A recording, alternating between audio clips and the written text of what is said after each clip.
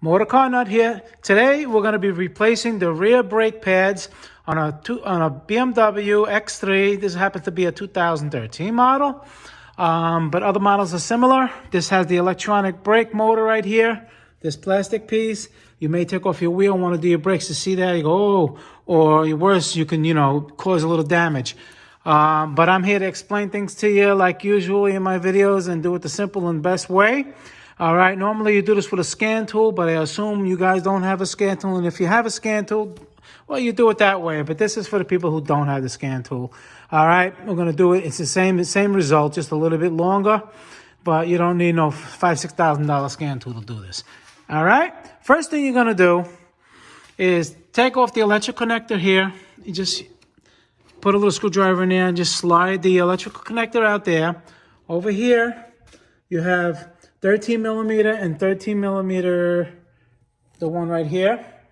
Okay, that's gonna take this off, and let me do that and let me show you where we're at. Okay, there's a little prong right here. You just lift it up with a screwdriver and it comes out. See a little prong? Yeah, moving. You don't want to break that. Okay, now when you take the 13 millimeters out, these may start spinning. So what you're gonna have to have is an open end wrench that you put it over here. It's 15 millimeter. It goes right here. All right, I'll show you. That's what it was doing to me before. See how it's moving as I'm doing that? So you gotta get a wrench, put a wrench in here, which is over here, and then you can take both of them off. Okay, so once you get those out, you just wiggle it out. Okay. Now, normally, if it didn't have the motor in the back, you would just get a screw clamp and push this back in. But you can't do that, you'll destroy things. Okay, so what we're gonna have to do now is take the electrical motor off. Don't let this hang on its own weight. Always support it somehow, somewhere. All right, and we're gonna get a T30 right there and right there.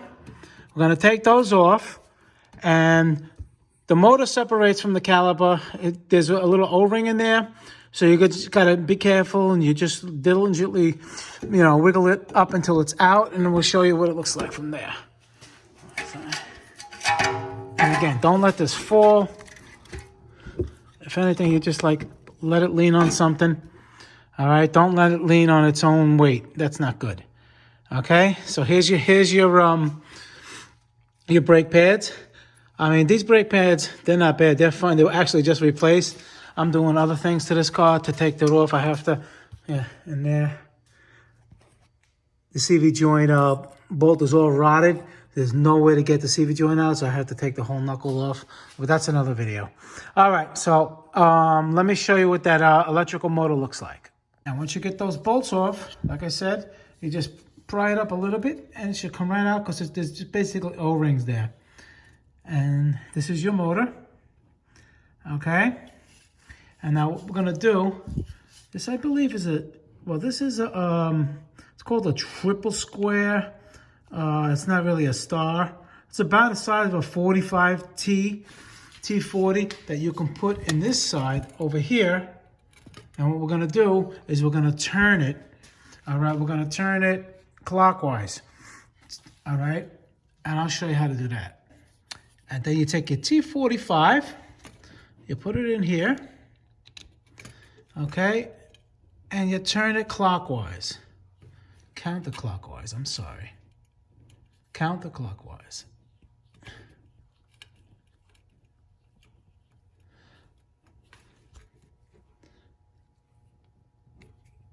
Until you bottom out. Okay, once you're bottomed out, you really see a little bit of resistance, and then she'll bottom out. I mean, you're not seeing, nothing's really moving or nothing like that. And what it's doing when you're turning it, it's actually moving the electrical part inside that you don't see in a little bit. So like when you squeeze the piston, when you squeeze it in now, it has a little bit of room. Without doing that, it's going to be mechanical against mechanical. You're going to push it and you'll destroy this. And if the motor was on there, you could possibly destroy the motor.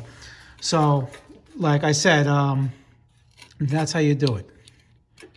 Okay? See, like, I can show you, look. All right, so you go this way, and that's it. It's pretty much bottomed out. Okay, that's pretty much all the way in. And now we can get a little screw clamp. It's supposed to be a special tool that goes here and puts pressure this way, but you can use a screw clamp if you're very careful. All right, just push it in a little bit. Okay, now see, I have the C clamp here, because most people can have a C clamp, and you just grab the other side. But on the other side, see, look, let me show you. Let me show you that it moves in. Let me hold it.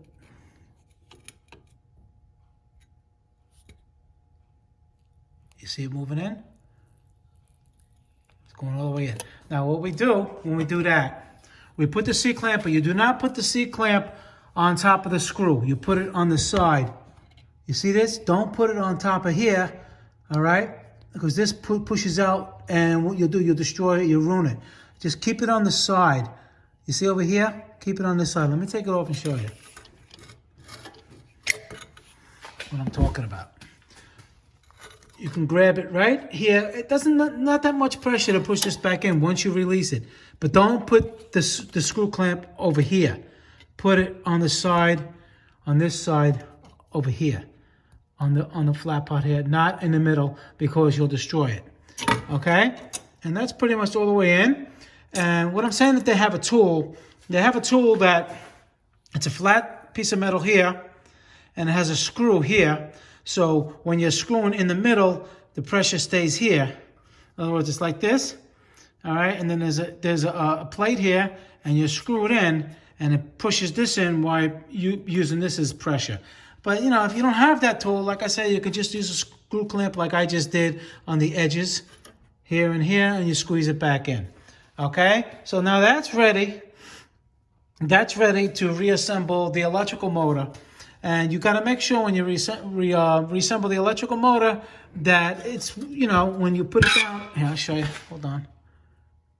That when you assemble it and the caliper is in its position, this obviously would be like this, the way you took it off. All right, you don't want to have it backwards. I don't even think it can go backwards. But anyhow, you just make sure when you put it in, you key it in there, you turn it a little bit, line it up, and it's going to be over here like this.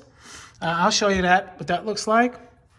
So after you do that, then you take your pads off, you just pull them off.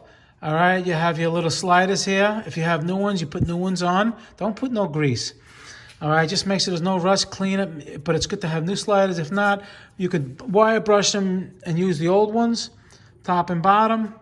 You put your pads on. Now, if yours has a sensor, I believe this car has a sensor on the other side. You see? There's no sensor here. There'll be a sensor here. So basically, just pry it up with a screwdriver, take the sensor out, and put it in a new one.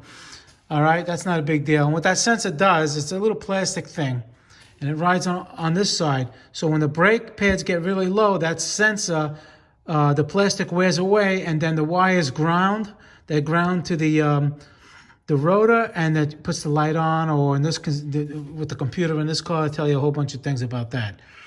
But that's basically what they do. Here's the other one over here. But a lot of cars have them on both sides. This one only has it's probably on the other side. All right, so you have that sensor. Like I said, you just slide it out. And you just put it back in. Now, if it's worn out, or if your lights are on because of that sensor and you're replacing your pads because of that, then you have to get a new sensor. Okay? And then basically that's it. And then you just, let me show you what this looks like put together again. And we'll close out this video. Okay? And then you make sure this bracket, so you don't get confused, just put it back where it's going to go so you get an idea of where it goes. You see this bracket in the back? It bends back to hold on to this wire right there, like that. And you just tighten these up. See, they're not tightened yet. And, you know, you just key it in. You turn it a little bit until it clicks in. You know, the little threads inside that little T45, so to speak, with the electrical motor. And you torque this down. And